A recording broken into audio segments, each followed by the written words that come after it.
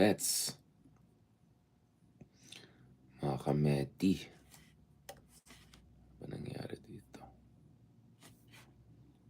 Why do stars? Setup na yan.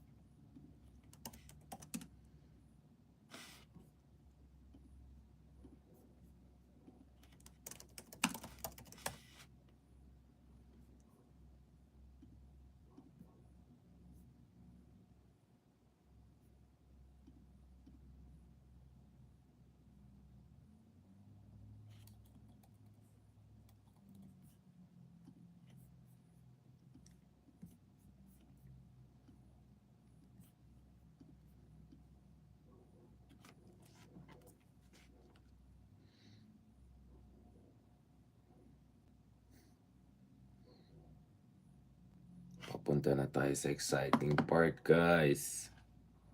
Ito na. Ito na.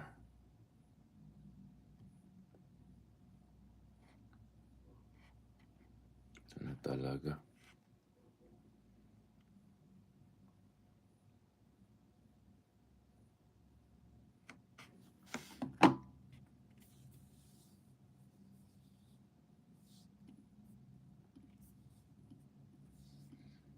Papunta na tayo sa exciting part.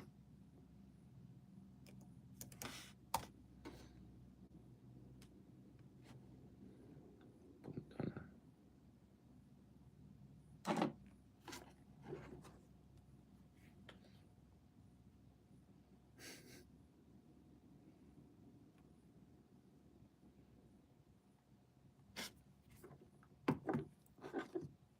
Hindi, sa kabilang channel. Si Sir Edu guest natin ng isang araw. Relax lang kayo dyan. Okay, let's get the ball rolling.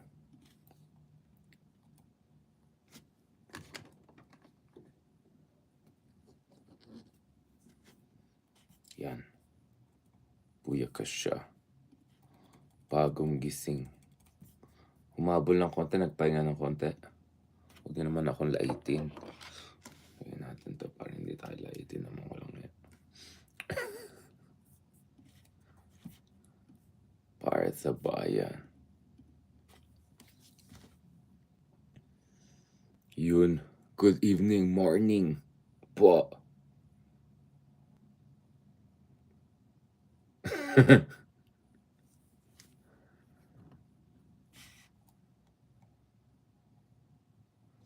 Ayan. Good morning dyan sa mga kashalala. Delalu. Ano na mangyari sa ating bansa, mga kashalala, mga delalu. Ang dami mga nagtatanong sa akin, paano ba yan? Saan ka ba nakahanap ng sitwasyon kung saan? Anong bansa? Anong bansa ka nakahanap ng sitwasyon kung saan yung vice presidente mo publicly sinasabi niya nagfa-fantasize siya mag-behead, puguran yung presidente. Kaya talagang medyo nasa legal deep dark waters na po tayo at pag-usapan natin shortly yan. The Department of Justice as we speak is studying legal consequences ng ginagawa ni Sara Duterte. Talagang awanan talagang. Ako para sa akin, mas worried ako kay Sara, hindi yung legal yung political basis to impeach her. Papunta na tayo sa exciting part. At the same time, buyakas siya mga kasama. As expected, si Digong, purong yabang, purong pakulo. But next thing you know, medyo takot-takot magpakita sa QUADCozm. At the same time, guys, meron din tayong update naman dito pagdating sa Senado. Ex-DDS, let's call him for what he is. Pa-DDS ni Digong yan, Senate President pa ni Digong yan. kasama sa PDP laban ni Digong yan. And then mamaya yung biglang iba na yung inisip nila maging presidente, medyo nagwatak-watak na. So ngayon, position na bilang medyo independent, medyo opposition yan. Si Coco Pimentel, outgoing Senator Coco Pimentel is about to take over, no? Siya yung na-designate to take over itong Senate hearing and Senate investigations naman ukol sa Rodrigo Duterte's drug war. So, sorry na lang Bato de la Rosa, sorry na lang Bong G. Yan. Sorry na lang si Mr. Urge. Hindi na kayo pwede. Ibang gusto ni Mamshi, Boy Eyebrows. Ang gusto naman niya ang isang ex-DDS, aka opposition minority na ngayon bigla para pag-usapan at titignan ng mabuti para magkaroon ng masinsinan na pagsusuri doon sa mga kababalagan. Ay, sorry, wala namang kababagalan. Sabi nga ni Bong G, malaking serbisyo sa bayan na ginawa ng dating administration. Interestingly though, nakita natin, eto na naman tong government natin. Iba na naman ang sinasabi sa ICC. Biglang meron hanash na naman ng DOJ na actually pagdating sa ICC, it's ultimately up to President Marcos. So, ay nako, ay nako, ay nako. So actually, after all, relax lang kayo dyan. Papunta tayo sa exciting part. Now, if you want to get to know about yung more of the legalities, implications ng ICC, there's actually a debate around that. So kanina lang si former Justice Panginiban, my colleague sa Philippine Daily Inquirer, shared his views sa isang column kung saan medyo skeptical siya that the QUADCozm actually will set the tone or set the predicate or facilitate itong pagpasok ng ICC sa Pilipinas.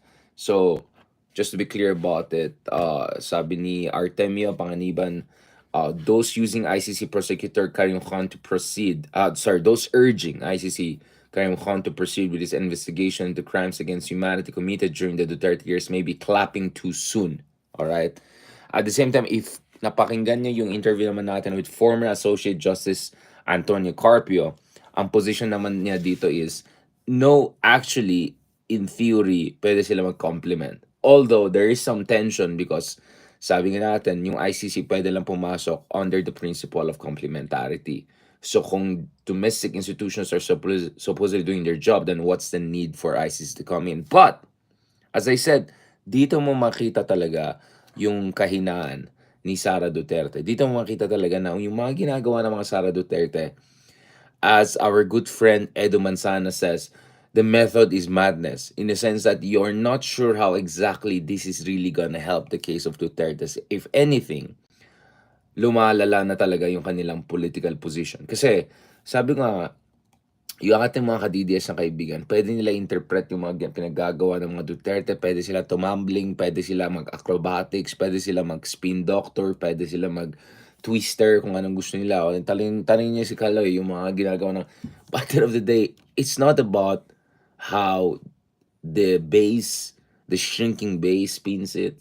It's not about how the paid propaganda, volunteers are twisting and contorting themselves, yung mga contortionists na yan. Ang issue kasi dito is, tutulong ba ito sa political capital ng mga Dutertes? Considering na effectively existential crisis ang hinaharap nila. Now, for me, balikan natin yung statement ng DOJ. Because the other day, if you guys remember, ang argument ko dito is, when it comes to the Philippines, I'm beginning to reconsider yung sinasabi ko na the Dutertes and Marcoses are the two most powerful dynasties in the Philippines. Actually, last week, may pinost ako kung saan sinabi ko, sa aking palagay, hindi na second most powerful ang mga Dutertes sa Pilipinas. Una-una, nag-ambisyon sila na sila pa rin ang numero uno. I mean, libre naman mag-ambisyon. Lalo kung ututo ka. Lalo kung, how do I put it? Talagang maganda yung intention mo sa buhay, gano'n. Medyo delusional. No. I think the Dutertes really thought they're gonna be the number one regardless of who's the president, at si BBM will be essentially a puppet. And yun ang problema. They underestimated BBM, and then when they should have realized na na-underestimate nila si BBM at kailan nila ayusin yung sarili nila, lumala pa, 'di ba? They kept on digging their own political grave. Now, my contention is that actually the Dutertes are not even number two. I don't know, they're probably barely top 10 political families. Para sa akin, isa sa mga contenders for the second most powerful political dynasties in the Philippines is Remulla, the House of Remulla. First of all, the House of Remulla is in charge of a vote-rich, very vote-rich province. The House of Remulla has been able to establish relationship with multiple administrations, relatively stable relationship with multiple administrations. And more importantly, as we speak, wait lang, as we speak, there are not one but two members of the House of Remulla currently in the cabinet. And two of the most important positions in cabinet. Isa dyan, yung position ng Department of Interior Local Government, DILG. Very, very important yan. At pangalawa, of course, yung Department of Justice. So the Remulla brothers have very good relationship with BBM. They had great relationship with Duterte's. They're very good in navigating from one administration to the other. And they come from Batangas. They have a base. They have a solid base, as in literally established base, right? Now, yes, of course. As I've mentioned, if there's one family that is in a position to surpass all of them, including the House of Marcos, is the Tulfo, is the House of Tulfo. All right. But as of now, isa lang Tulfo na sa Senado. So isa lang yung sa kanila ay nasa national position. And Tulfos, unlike the Remullas, do not have their own, like provincial base, vote-rich base, etc. They operate more like national celebrities, right? Kasi for you to be a powerful dynasty, talaga dapat may base ka eh. Meron kang strategic depth, kumbaga. Meron kang sariling talaga malaking probinsya and all of that. So the only way the Tulfos could actually directly challenge that is if they become this kind of a meta dynasty. Meta meaning they no longer follow etong mga basic ingredients ng isang powerful dynasty, which is, multiple simultaneous positions of office occupied by one family. Medyo papunta na dyan ang Tulfos. Pangalawa, you have a vote-rich and very well-resourced provincial base.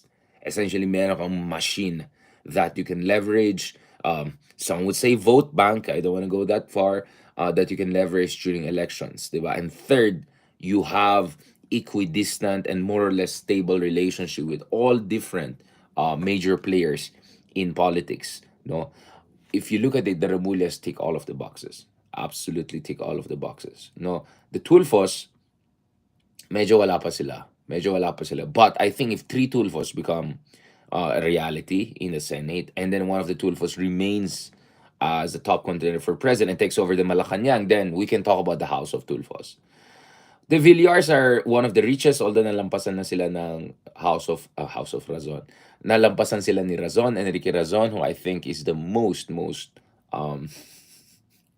naalala ko si Salieri. Napanood niyo yung what's that movie? Mozart, Amadeus, yung si Salieri. Siya talaga naalala ko ba, nakita ko si Razon. Anyway, si Razon is the most, let's just say, deft in navigating the Philippine political economy na lang sasabihin natin. No, but no, the Villars, yes, they have two in the Senate, but ang kutob ko, kutob ko medyo mahirapan si Camille Villar. I don't think it will be as easy for Camille Villar as it has been for Kuya, for Daddy, for Mommy. Yan. So, ganun. Tsaka si Mommy, pabalik na sa local politics, LGU politics. So, yeah, Las Piñas, Paranaque, you can say yun ang lakas ang mga Villars. But I don't think. So, again, we can have a long debate about this. Pero sa aking palagay, the Remullas have a good shot at being now the second most powerful political dynasty in the Philippines. No? Now, I won't underestimate yung sila, sila Ibang klase. Nakita niyo yung ano, yung election sa Cavite 'no? Cavite yung first Cavite naman, yung Batangas. Nakita niyo sa Batangas, Diyos ko. Eh, kulang na lang pati yung bata, "Sige ikaw na nasa City Hall, takbuhan na natin lahat ng mga position diyan." Ibang klase talaga. Ay, ay, ay, ay, ay. Anyways, guys, pag-usapan natin ito, pag-usapan natin. So, why am I talking about this? What I'm saying is that nagkaroon ng na-reset yung, pecking order, right? Panahon ni Digong kasi Beijing order, Peking order. So kung sino ang pinakamalapit sa China, kung pinakamayamon ng China, yun ang number one, no? Kaya yun, umangat-angat yung mga katulad ni Alice Go and what have you. But now, hindi na yung Peking order. It's not Peking, P-E-K-I-N-G. It's really Peking. It's like P-E-C-K-I-N-G, Peking order. And then under this new Peking order, the Remulyas are really a big factor. And that tells you why siguro itong mga Remulyas who now control or are in charge of two of the most important positions in the government, no? Particularly with DOJ kasi sobrang mahalagang DOJ ngayon with all of itong mga kaso laban sa mga Dutertes, the shadow of ICC, and also very importantly, also DILG, which is like the little president. Pinag-usapan natin yan with Edu Manzanas. If you are DILG, you're really like the little president. So, balikan natin ito, no? So, against that backdrop, so na-layout natin po yung big picture ng itong resetting of the hierarchy, no? The pecking order. Pagdating sa mga dynasties. Against that backdrop, you shouldn't be surprised na the one cabinet member, or at least the one family that has come strongest against what Sara Duterte has said, is Remulla. And of course, it also happens, and it's quite convenient, that we're also talking to someone whose very job is to make sure that protektahan dapat ang ating Pangulo pagdating sa mga legal issues and anything that has to do with rule of law. But if you want to talk about law and order, pasok din yan sa Remullas because DILG naman ang hawak ng kapatid niya. Now, this is very important. Marami nagtanong sa akin, ano ba na yan? Paano yan? Yeah, Sara Duterte has done something crazy, right? Alam niyo naman, meron tinatawag na parliamentary immunity, meron sovereign immunity. So, kunyari, kung ikaw presidente, habang presidente ka, yung mga ginagawa mo na related sa trabaho mo, you're immune from suit. And in fact, that immunity is almost absolute. At sabi ko, ang pinag-usapan namin ni Senator Laila de Lima back in the day, for senators, they have immunity while they're in session, so long as the things they're doing are relevant to their job, and more importantly, hindi ito heinous crimes. We're not talking about them like going down EDSA and shooting down someone and killing someone, right?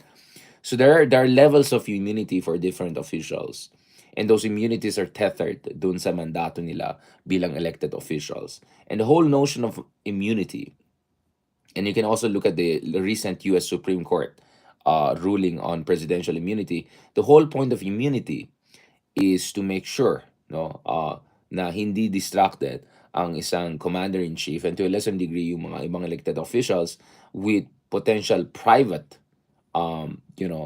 vulnerabilities or future vulnerabilities in a way that undermines their ability to exercise their duty, 'di ba? So, yun. So, syempre, kung senador ka or special president ka, marami kang babanggain.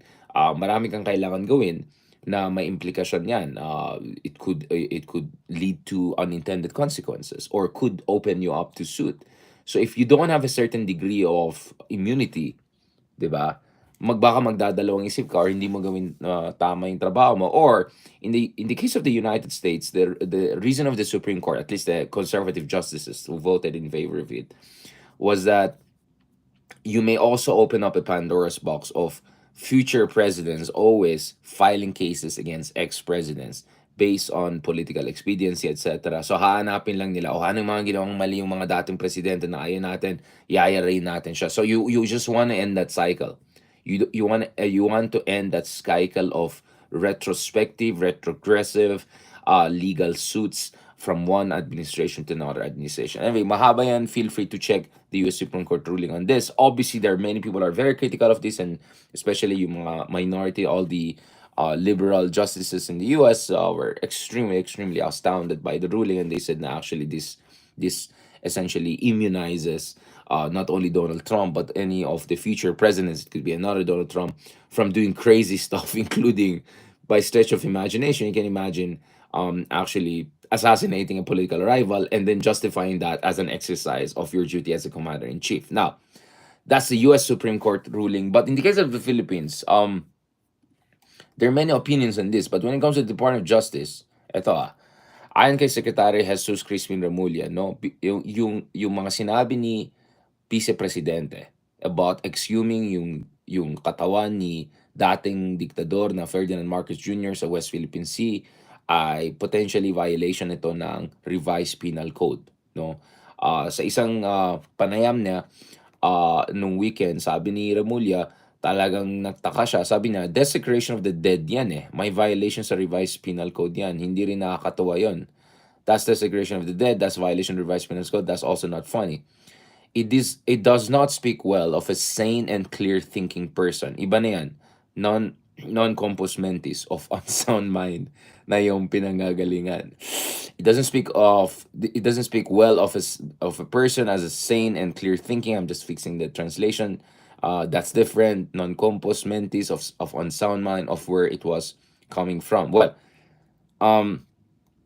it's not like SARA did it, right? Hindi naman niya dinesecrate yung body. She was just saying na she threatened or siguro nag-banter lang siya. So that's what I'm saying. Like, let's see how this is gonna go.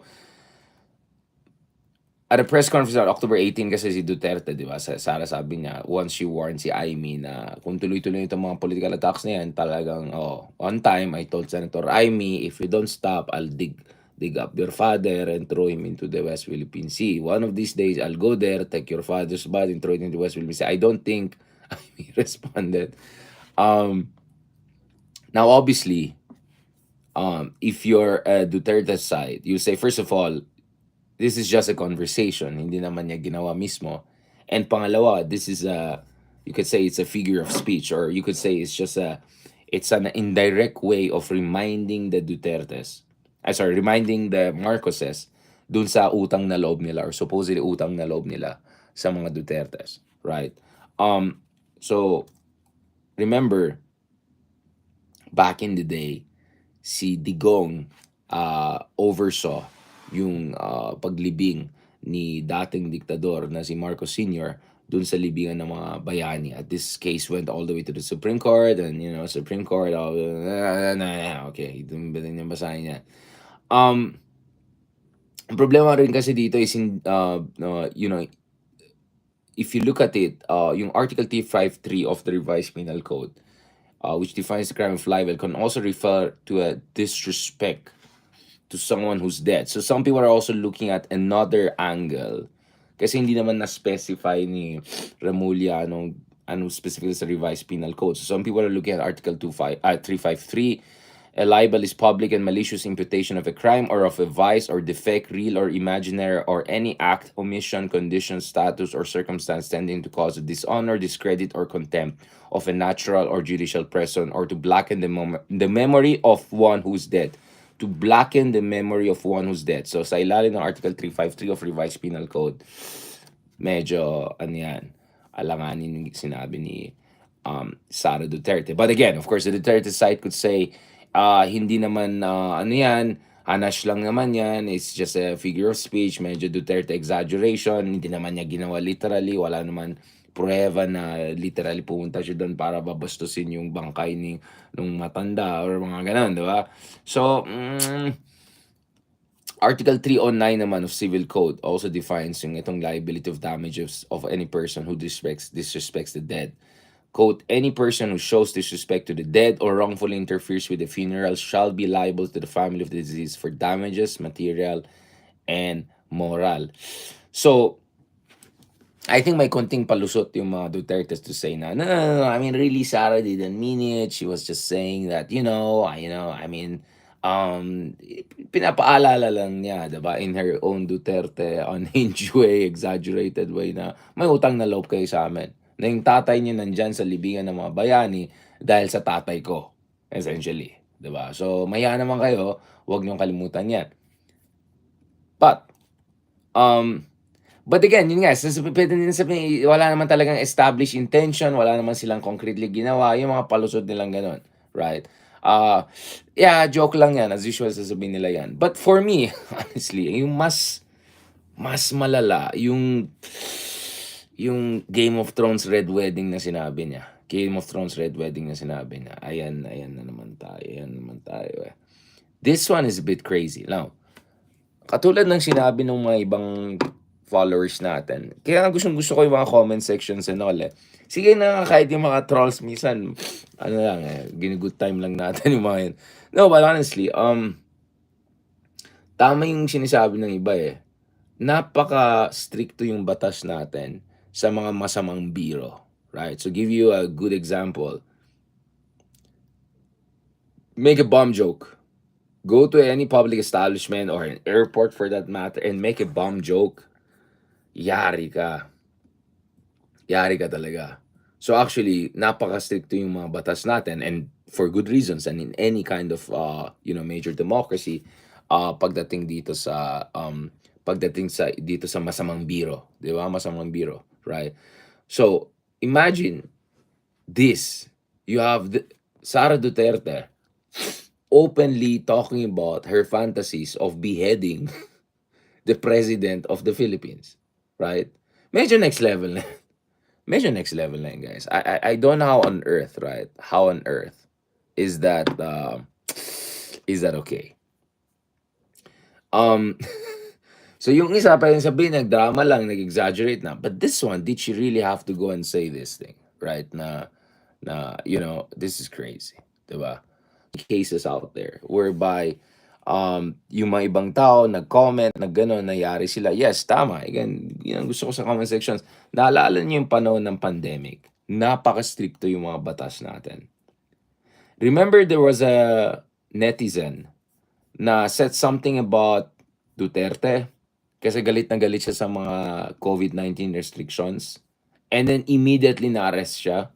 Ito, hanapin natin yan. I just wanted to find.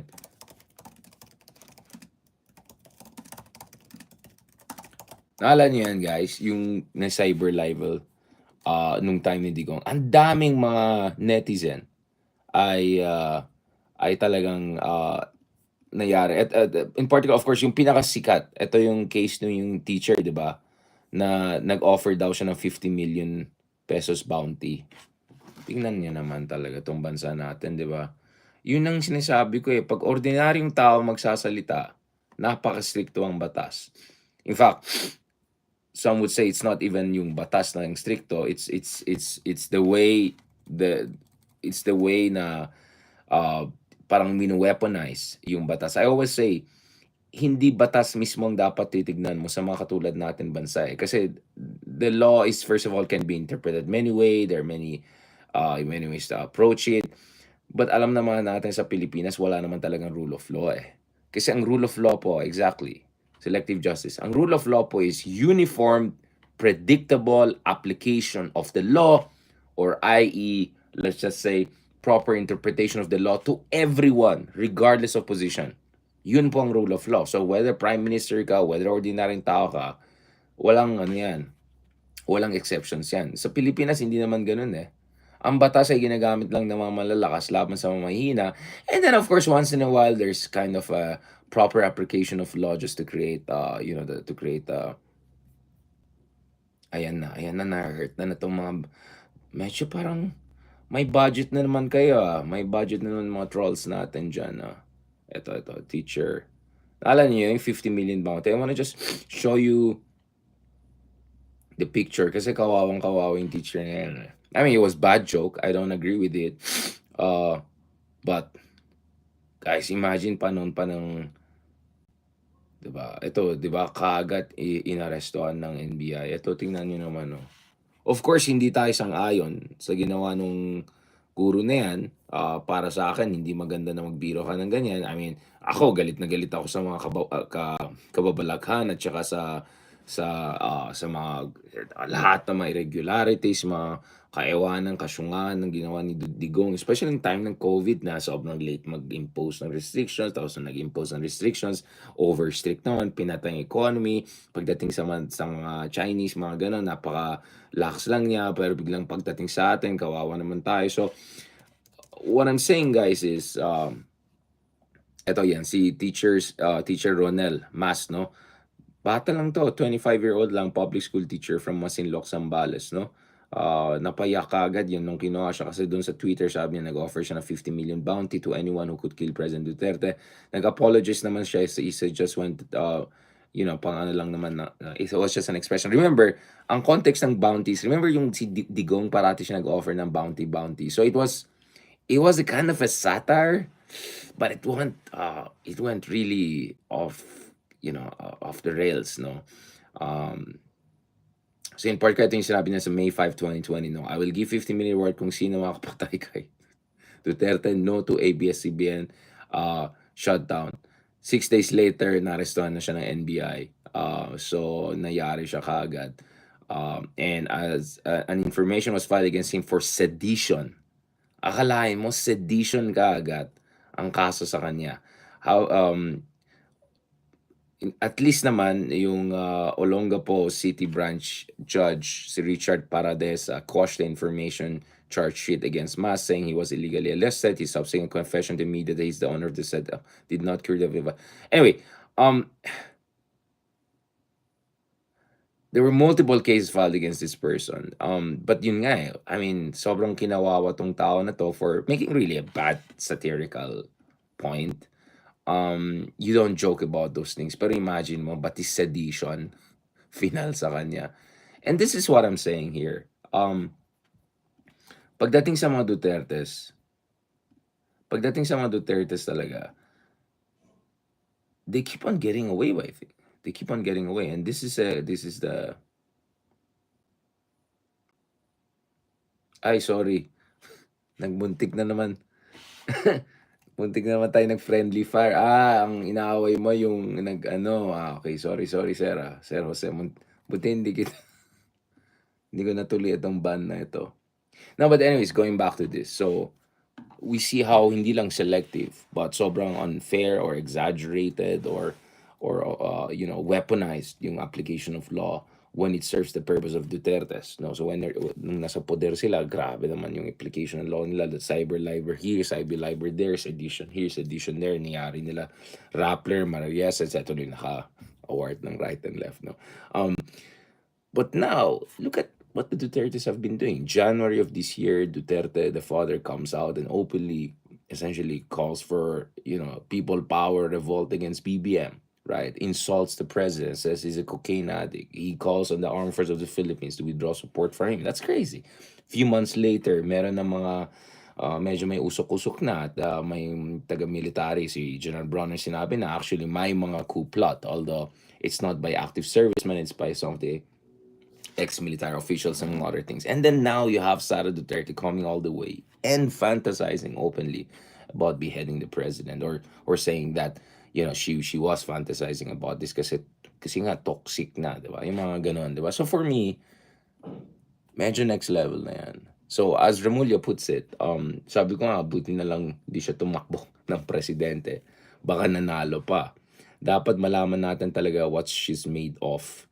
During the 2-hour press conference last October kasi, di ba, yun ang sinabi ni Sara Duterte. Now, I'm not extremely impressed by the response of the DOJ, because I think especially the joke about beheading the president, actually hindi nga joke, di ba, sabi niya she's fantasizing about it, and then publicly saying it, medyo next level yan. So,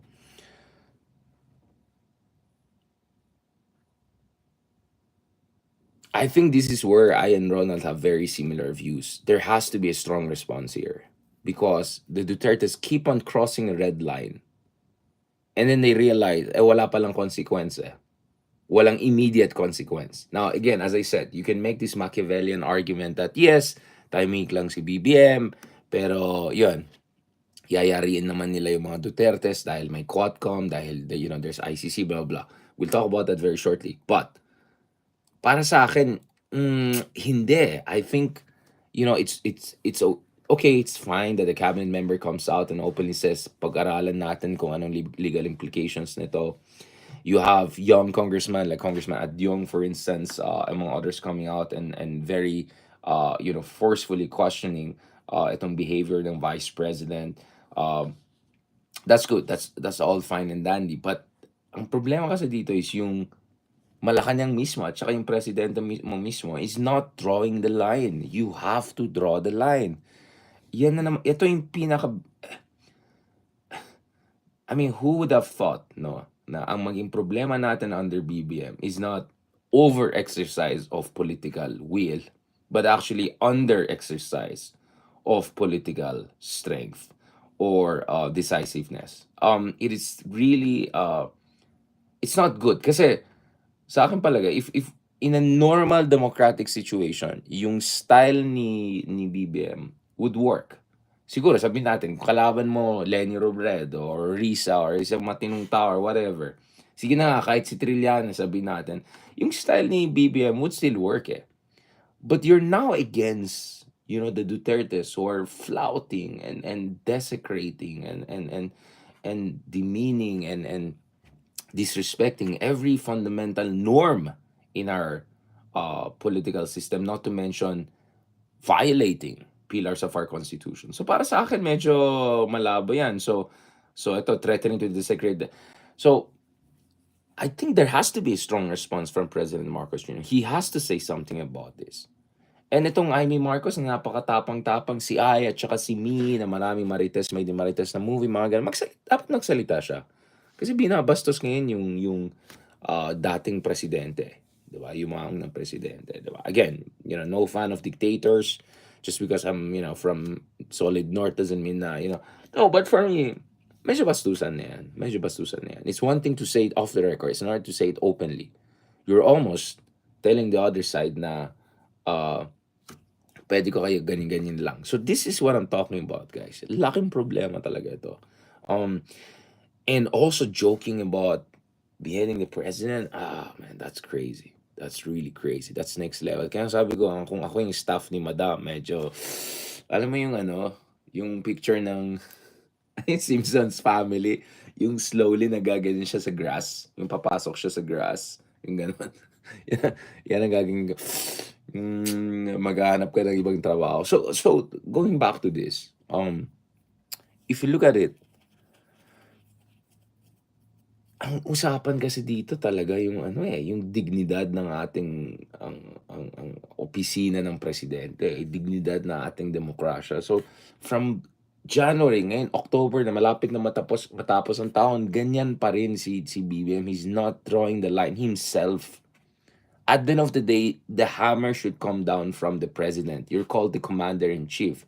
I'm all for being above the fray and being statesman-like and all of that. Pero ito meron kang isang pamilya dito, including yung vice-presidente, right? Who's openly, right, flouting every norm, if not key laws in our country. And, tingnan nyo naman ka. Favorite ko talaga itong pictures na to. Chico! The eyes, Chico, they don't lie. Grabe naman yung mga comments, natawa ko sa Chico. The eyes, Chico, they never lie. Like, I mean, come on. As I said, this is not good for SARA too because, alam mo na, di ba? Hindi lang siya object of ridicule from Shimanot to Chiconot. But, I mean, obviously, this just gives more ammunition to those who want to impeach her. Nevertheless,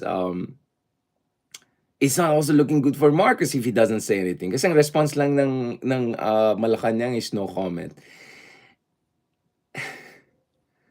I mean, if you want to play nice and all, andyan na si Ma'am Lenny, okay? We already have people who are nice and all of that. BBM, you have to be the president, commander-in-chief, all right? Let's just be absolutely clear about this. This is not normal. This is not okay.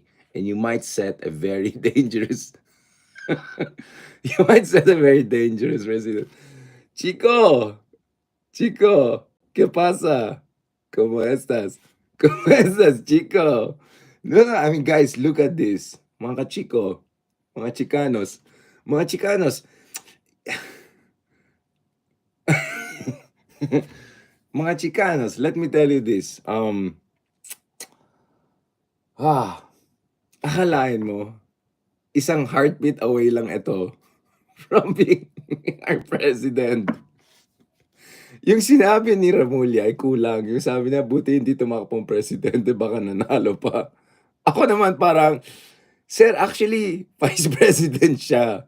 So, anything happens to BBM, hindi naman kailangan na Game of Thrones all the way. Actually, siyang magiging presidente.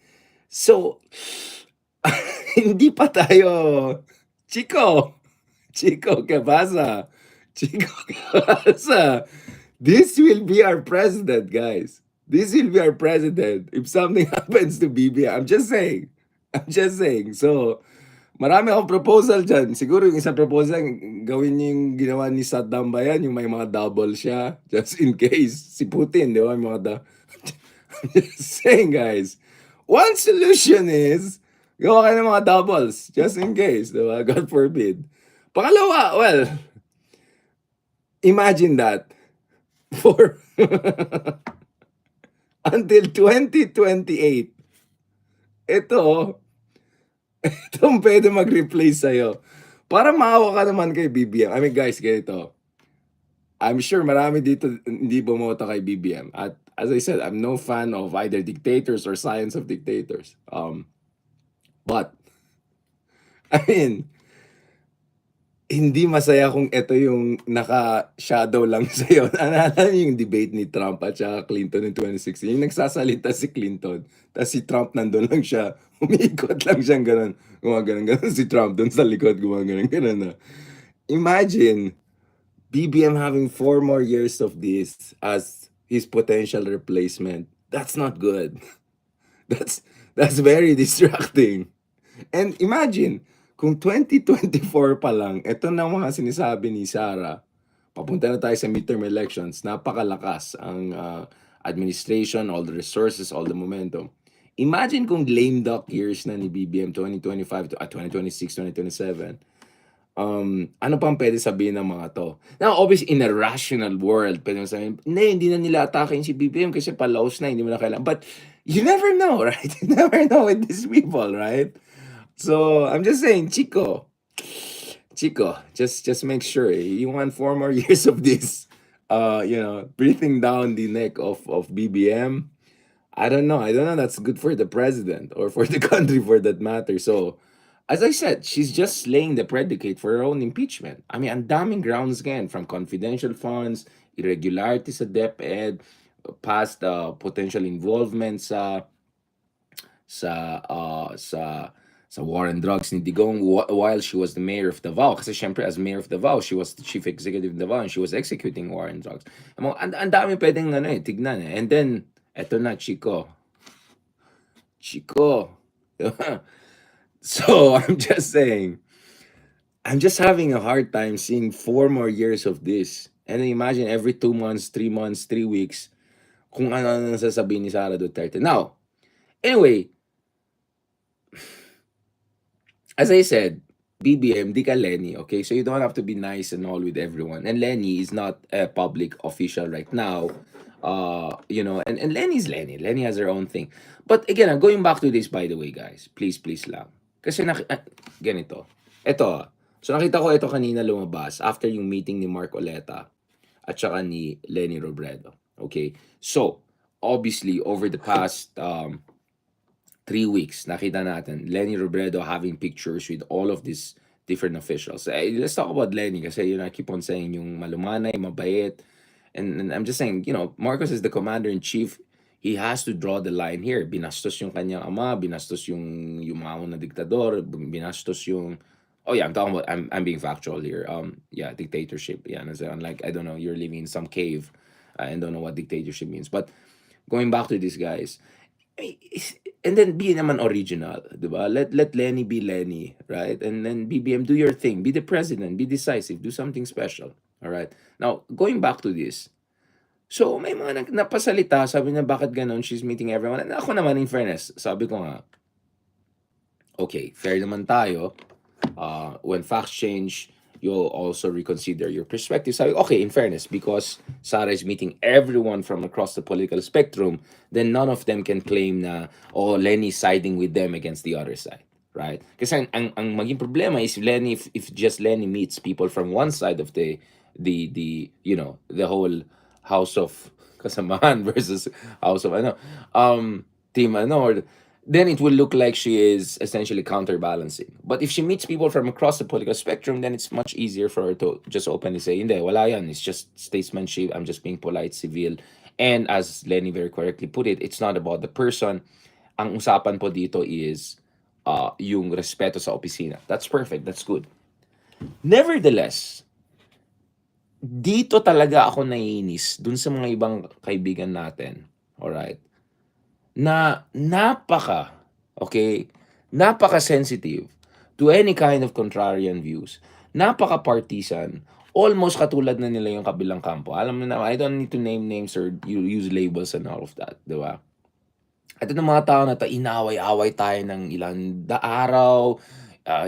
May mga nag-unfriend sa atin, may mga nag-unfollow sa atin, as if naman I care, di ba? Parang, actually, lumaki pa yung following natin ng 2-3. But I didn't need that. Excuse me, right? We were already like, I already had number 5 top episode in the Philippines on Spotify a week before all of that Sarah Lenny thing. But anyway, so there are all of these peoples who have yung mga inggitero, mga narrow-minded people, fanatic people, all of this, like all of this, lower kinds, essentially. So all of these people were making big issue about this. And then yung iba naman, I think, were genuinely, because they're emotionally invested, ganyan, they took it wrongly.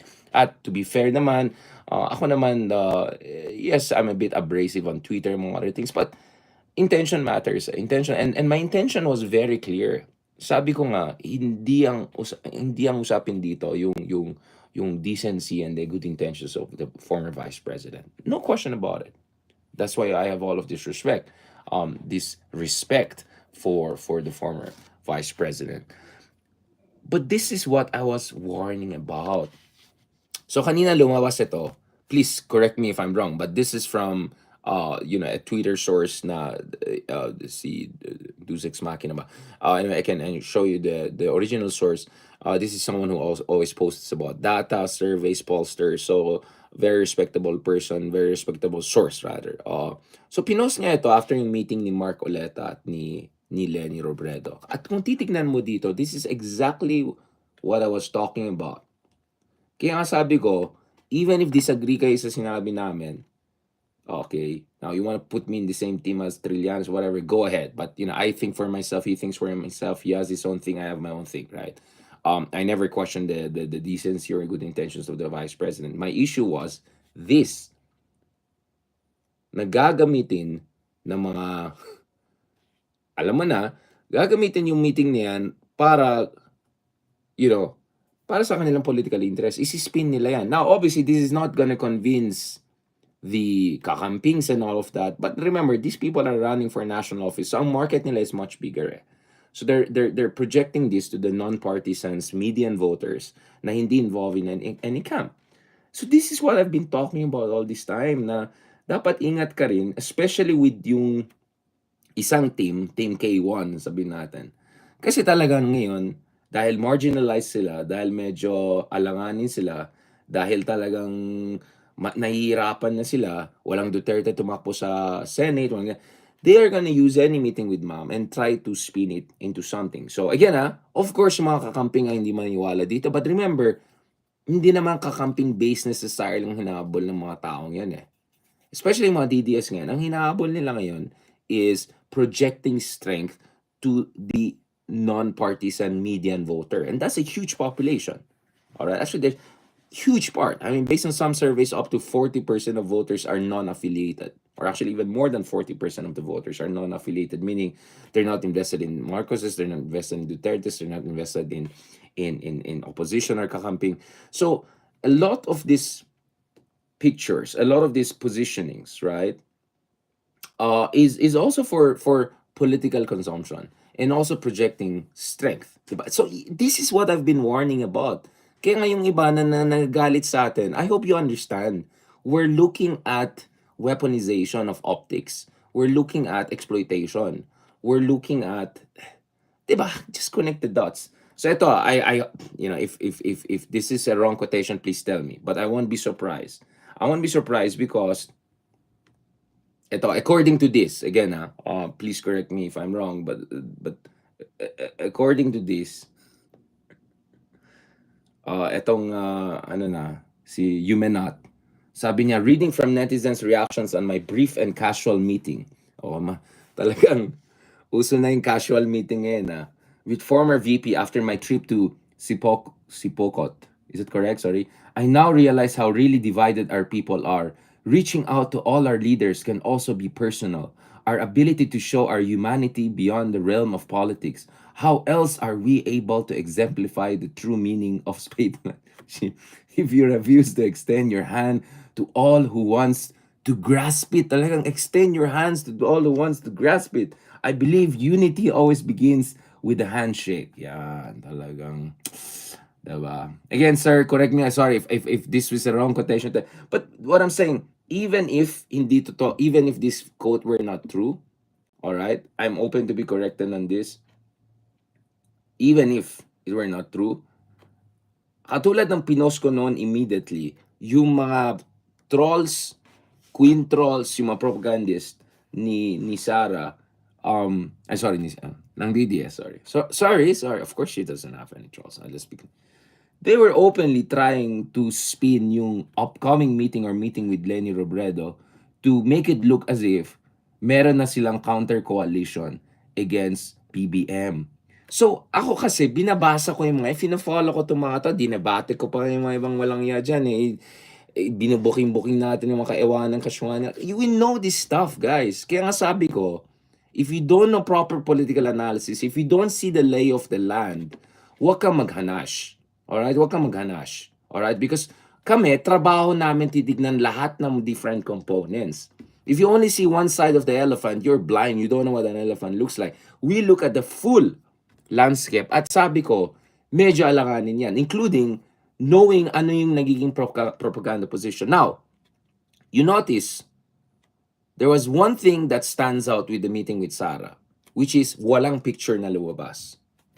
And I will tell you what, I would not be surprised na kung may lumabas na picture and smiling and all of that, i-weaponize talaga ng mga DDS yan to make it look, again, not to convince mga kakampings, because kakampings will never vote. Genuine kakampings will never vote for the terms.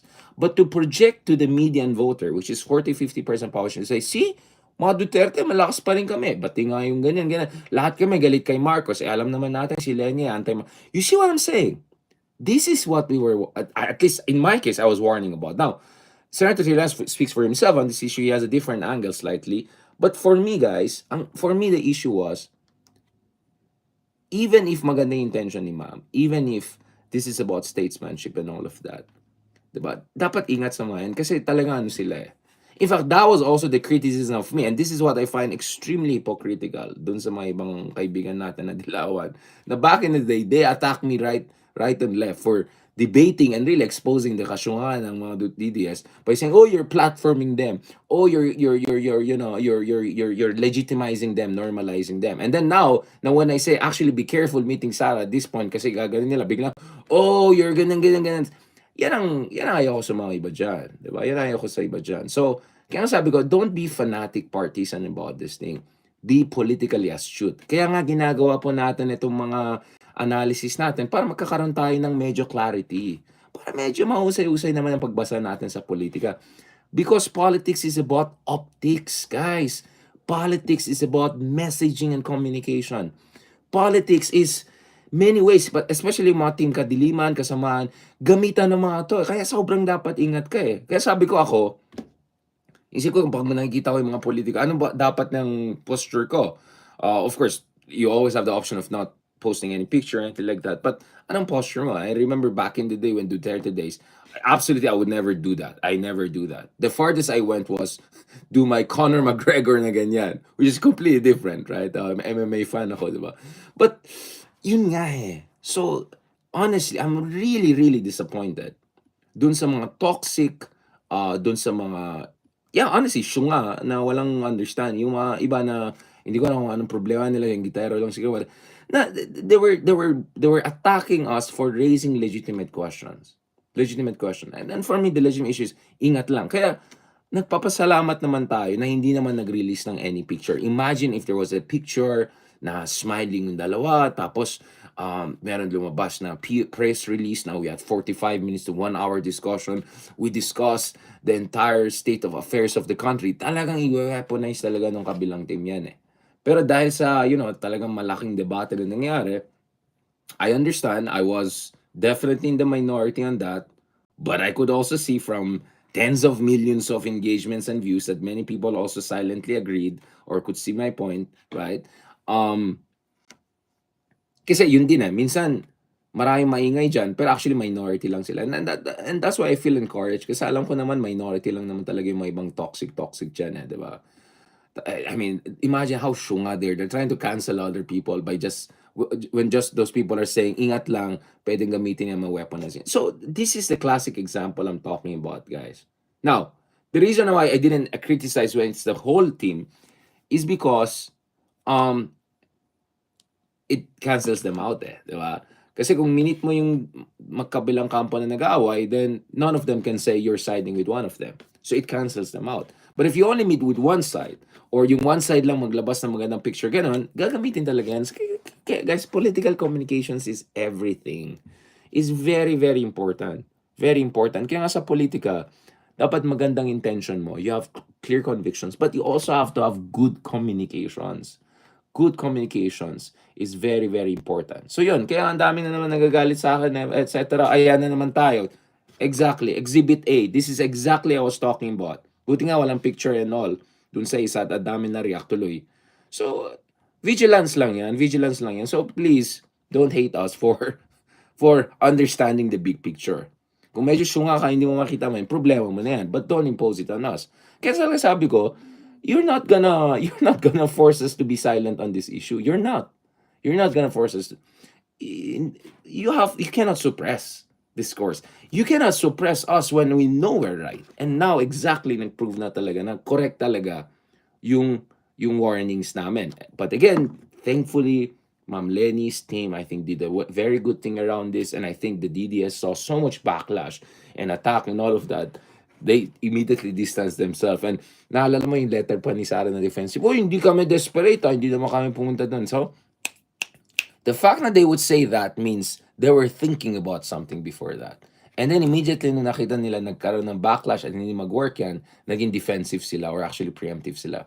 So this is what I'm saying, mga kameta. You have to appreciate, okay, objective and proper political analysis. Hindi tayo aangat bilang isang bansa kung hanggang ano lang tayo, kampo-kampo lang tayo, oversensitive tayo, snowflake tayo. Uy, wag mo naman criticize yung ano ko, yung wag ganon, guys. Wag ganon. Wag ganon. Wag ganon. I have criticized all administration from Pinoy to Duterte to BBM, but based on facts on the ground. Based on facts on the ground. And malayong-malayo naman yung mga ibang presidente kaysa yung mga ibang presidente. Pinoy had its own shortcomings, but it's incomparable to arguably the worst president we have had, which is Rodrigo Duterte. And now, even if hindi tayo necessarily sold on everything BBM is doing, especially on the domestic front, the fact of the matter remains that BBM has to draw the line, and Lenny and other national leaders, kasi the it girl na si Lenny, talagang everyone wants to go and meet her. And I think that's a very good signal. That's a very good signal na may pag-asa ulit na itong embers ng pink movement can be rekindled and revitalized. But dapat very careful. Dapat very careful doing that. And of course, that goes for all of us. That goes for all of us. That goes for all of us. Kaya lahat tayo, inisip din natin, bak bumit ng ganyan. So, even if yung mga, nobody like katulad natin, medyo ingat-ingat lang tayo, di ba? When we deal with politicians and all of that. So, ito yung context. So, I hope now you guys see where I was coming from. Again, I cannot speak for other people, but let me speak for myself. Yun ang sinasabi ko. In fact, if you bother to listen to what I was saying, if you bother to check ang dami kong mga vlogs, writings on this, you would have understood where I was coming from. So I feel vindicated by this. Honestly, even if this were not true, I won't be surprised they would have wanted to do it. So regardless, the argument stands. So I feel vindicated in a sense. But more importantly, I hope this serves as a lesson. Because kung ang mangyayari dito is, pag-criticize mo itong camp, ibabash ka ng big time, i-criticize mo yung isang camp, ibabash ka ng big, you're suppressing conversation. You're suppressing democratic discourse. And I'll be very honest about it, I always expect more from the genuine opposition. I always expect more from kakampings because I know that they are fighting for a more modern, democratic, progressive, pluralistic society. So kaya talagang nadismaya talaga ako doon.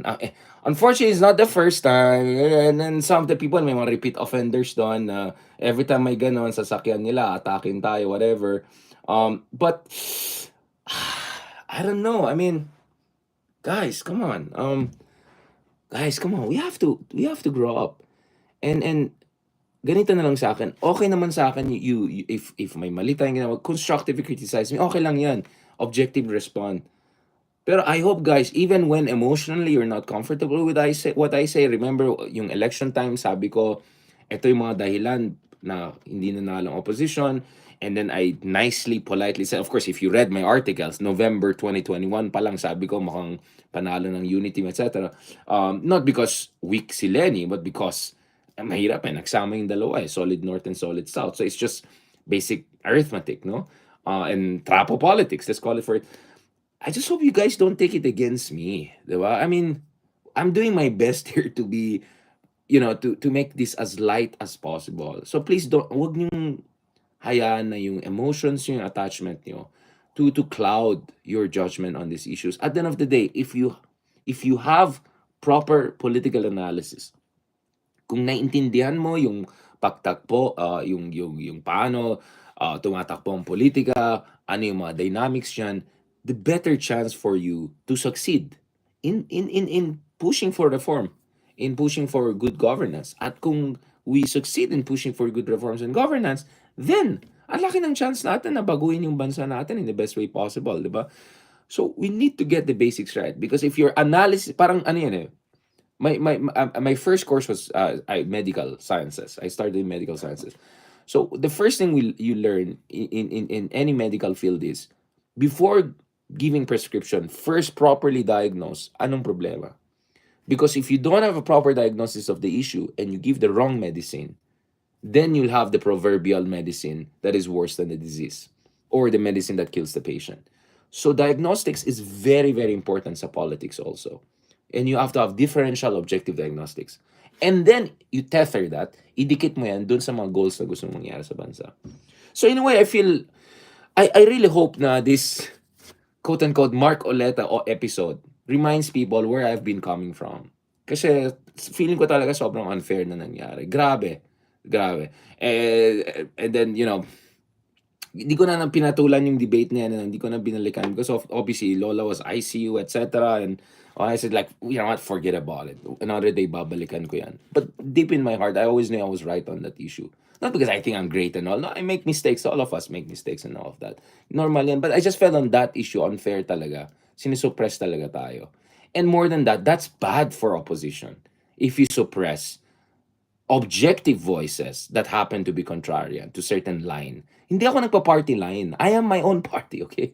I only care about the national interest here, okay? I care about the realm, all right? The interest of the realm. That's where I come from, all right? So, yun lang. So, thank you so much again sa lahat ng mga nakinig sa atin. Sige nga, kahit yung mga nag-bash sa atin, okay lang yan. Paminsan-minsan magkakaroon tayo misunderstanding. But I hope now nag-gets you na where I'm coming from. If only some people bother to actually read my stuff, go through my stuff, not be emotional, hindi look at my yabang or pa-cute or whatever, just put aside those superficialities. Just look at the content of ating character and argument. Then you will know where I'm coming from. On that note, maraming salamat. Thank you so much again for this fantastic discussions. As you can see, medyo puffy-eyed ako. I had to get some good rest. I woke up very early, mga 6 a.m. just to get some work done and all of that. So nag-power nap tayo dito, but I'll try to reset my body clock kasi what, almost 3 weeks na wala tayong matinong tulog dahil pabalik-balik sa Baguio, ICU ni Lola, all of those things. It's really emotionally difficult. I'll tell you what. And of course, I'm worried about a lot of other things. My own life, my own career, there's so many things I'm thinking about. And naturally, I'm a warrior because that's how I'm made of. That's why I can think about all of these political scenarios. That's why I can think of lahat ng pwedeng masamang gawin ng mga tao or ganyan. It's just who I am. Thankfully, I'm trying to reset my body clock and better take care of myself. All right. So thank you so much, guys, for your love and support. And pasensya na lang. If minsan medyo, alam mo na, syempre, tao rin tayo. Minsan napipikan. Kasi you have to understand, I have, what, 1 million, let's say, followers online, let's say, on different platforms. And sabihin natin, even if 5% of them comment to me, like that's 50,000 comments every day coming at me, right and left. So tao lang kapag bukas ko ng gano'n, gusto ko na biglang ganyan, 'di ba? Syempre tao lang tayo, 'di ba? So minsan maybe I also overreact or minsan medyo kanina munting nag-friendly fire na naman tayo, 'di ba? And I do live. I do live. I don't care. Like people are just insulting comment, I just go like that and then patola ganun. Socrates is my idol. You go into the middle of the agora, engage, patola, discourse, debate. That's who I am. That's what a pure philosopher does. Salamat, God bless, and talk to you soon. Thank you very much also, guys. Marami tayong mga new subs din also dito at saka yung mga ka-cool pals natin. Don't worry, kausap din natin ng cool pals. We hope to have some year-enders on politics and then next year also some events with Spotify. So please continue to support us. Please continue to please continue to support us and please continue to provide us your constructive comments and suggestions and all of that. I'll really appreciate that. All right, thank you very much, guys. Maraming salamat. Really appreciate what you've been saying. Thank you. God bless and talk to you soon.